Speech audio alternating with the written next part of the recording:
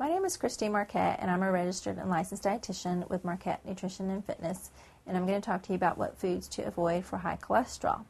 If you have high cholesterol and you're trying to lower it, you're trying to prevent it from getting any higher, the primary foods that you need to avoid are those that have a lot of saturated fat and a lot of trans fat.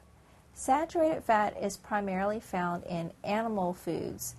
However, there are a few plant foods that have saturated fat as well. Palm and palm kernel oil, coconut. Those are a few examples of some plant foods that have a significant amount of saturated fat.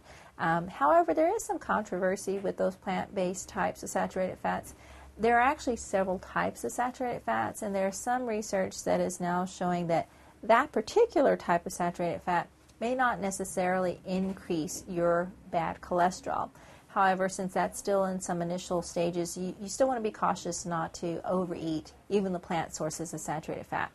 The animal sources of saturated fat that have had more studies done on them to show that they increase cholesterol are things such as full-fat milk, the skin of chicken, the fat on steak or pork chops. That type of fat, or for example in marbled meat such as bacon or sausage, that's the kind of fat that has been more associated with high levels of bad cholesterol.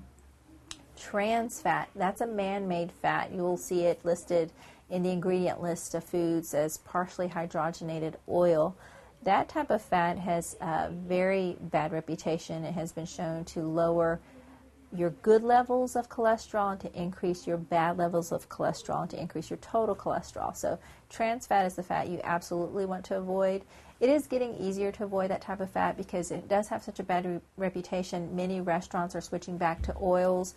Many food manufacturers are also switching back to oils, so they're no longer using that as a fat in their food products. So it is getting a little bit easier to avoid. In your own cooking at home, you want to avoid using cans of shortening. That would be the primary source. If you were making things at home, you definitely want to avoid that. That will decrease your intake of trans fat tremendously. So again, the primary foods to avoid for high cholesterol are saturated fat from animal foods and trans fats.